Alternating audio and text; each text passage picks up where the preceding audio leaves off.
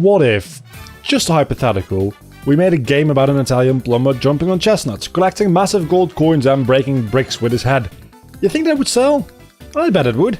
And after we make a couple of those games, we could give him a kart. Yeah, we could make it into a racing game. A kart racing game.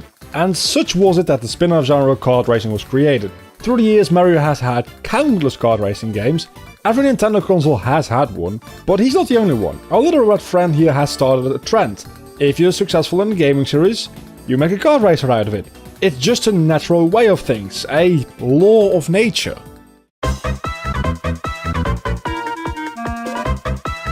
Lego races. So the first thing you expect to do in a game like this is build your own car, right? Well, of course you can. I didn't bother because honestly, I couldn't care less. But the option is there, and pretty much everything you do in the game is in order to unlock new parts to build nicer cars. I'm going to be honest, the game isn't that good.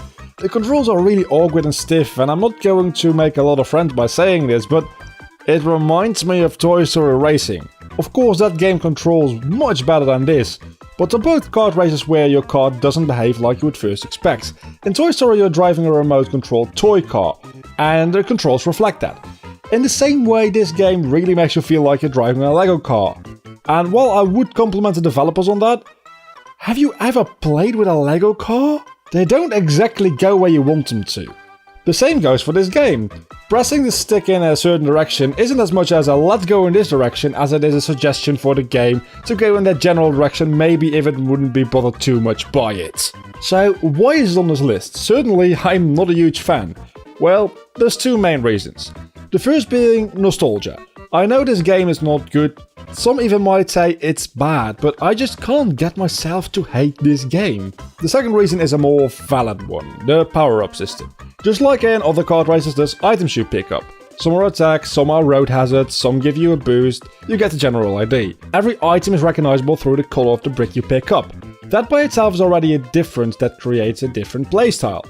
But here there's also white bricks. Collecting them will allow you to get a more powerful version of these items. Collecting 3 of them will give you the absolute most powerful version. In the case of a boost, you actually warp through time and space about half a lap or so. Yeah, that's broken. Diddy Kong Racing. Another game that actually doesn't control all that well. Nowhere near as bad as Lego Races, mind you, but still a little awkward. I feel like we need to give these games a little break though. They were made way back in the era of the N64, and that's over 20 years ago. These games might be older than some people watching this video. Anyway, as far as controls go, this game is quite a step up from Lego Racers. It does however have a similar item system. Items are collected through balloons, not random ones like you're used to in kart racing, but colored ones. Every color has its own power-up, so you know what you're gonna get into. This again makes the strategy of which items to get way more interesting, because when you're in first you'll want more boosts and road hazards and less weapons. While you're in second or third, for instance, you'll probably want some more weapons to shoot. This game also comes with an upgrade system. Unlike Lego Racers, there's no upgrade balloon. No, in order to upgrade your item you'll need to collect multiple balloons of the same color, going from a level 1, 2 and finally level 3 item. Taking another color balloon will reset the level of your item, so it's definitely more difficult of a system to work with than Lego Racers. But I think that's a good thing. Lego Racers was a little unbalanced in its power-up system, whereas this game actually gets a good balance.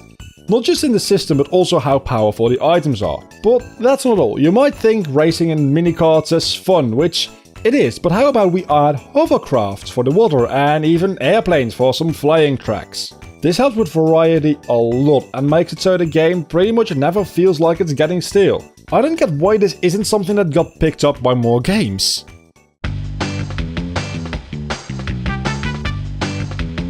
Crash Team Racing. Drifting. No, really, that's the main reason I love this game so much. The drift system in this game is perfect. They even give you this little drift meter in the bottom of the screen. Instead of signaling you with something like sparks as they do in Mario Kart, you have a meter showing how full your drift is. You can also combo your drifts up to 3 times before you have to let go of the drift button to make sure you can't spam it. There's a certain level of skill involved with it. If you manage to master the drifting in this game, you can easily drift on straight roads, making sure you leave any other racer far behind you. Well, they would be far behind you if the AI wasn't so rubber band. Don't get me wrong, I don't even mean rubber banding as a bad thing. If you're good at the game, you'll still be somewhat challenged, while if you're bad at the game, you'll have a decent chance of winning the race. Balance in rubber banding is something important in a single player racing game. You don't really feel the rubber band AI too much until you start to pay attention to it.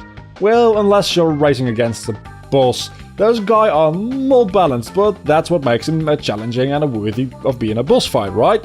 Or boss race, I guess. The character roster isn't too huge, but every character has a counterpart with the exact same stats. There's Crash and Cortex, the balanced characters. There's Coco and Engine for acceleration. Burra and Polo for handling and drifting, making these pretty much the best ones to use since drifting is so good in this game. And then there's Dingodile and Tiny, which are focused on speed. That's just the main story though. There's a lot of unlockable characters which can't be used in the story and are pretty much just restricted to multiplayer, which is where you want to have a good amount of characters anyway. These characters include all of the bosses you faced in the game, and Trophy for beating all the time trials. Panta Penguin is actually the best character in the game, and there's also Fake Crash, which... just don't. Mario Kart 8. I mean, of course it's here, and of course it's high up on the list. This series of games has pretty much created the genre of kart races, and the latest version of this formula, at least at the time of recording this video, Mario Kart 8 Deluxe, is pretty much goddamn perfect. It takes the usual charm and level design Mario Kart is so good at, mixes it with the basic feeling and handling it always does so well, and then add transforming karts. Parts where you glide through the air, drive underwater, and it all looks so goddamn pretty.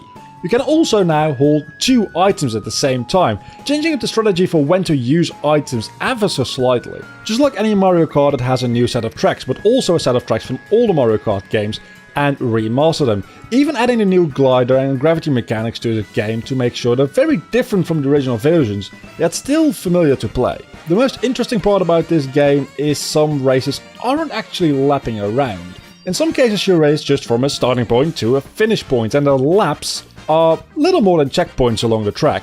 This is something more games should do in the future for sure. I get it, it's a lot more work since you have to literally make 3 times as much road and fill it with art direction and everything. But these races are so much fun to play and so pretty to look at. Sonic and Sega All-Stars Transformed. Well, yeah, I absolutely love this game.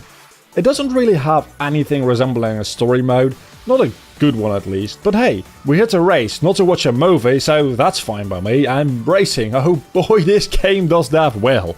To start off, this game feels fast. Things like Crash Team Racing, for instance, can get pretty fast, but it never really feels fast. Whereas this game feels fast all the time. It almost feels like a normal racing game rather than a kart racing game in a way. But don't worry, this is a kart racing game for sure, even though almost everybody is in regular cars. The reason this game feels so fast is, well, because it is. All kidding aside though, this game throws opportunities at you for boosting around every corner. Of course, literally drifting, but unlike in Crash Team Racing, this game isn't based as much on drifting. There's your standard drift level system giving you a better boost for longer drifts. But the real interesting part starts when you jump into the air. These tracks are filled with ramps and drops, and while in midair, you can perform tricks which will give you a nice boost when you land again. And just like drifting, you can stack these on top of each other to do 2 or even 3 tricks before you land and get a massive turbo boost. That's not where my praise for this game stops though. A Sonic racing game seems a little counterintuitive since Sonic can run faster than any car. But can he swim? Or fly even? I don't think he can. In this game, your car transforms into a boat or an airplane where needed, giving you tracks even more variety. Talking about which, pretty much every lap in any 3-lap course is different. For instance, after the first lap, a piece of the road gets destroyed and you have to take another route.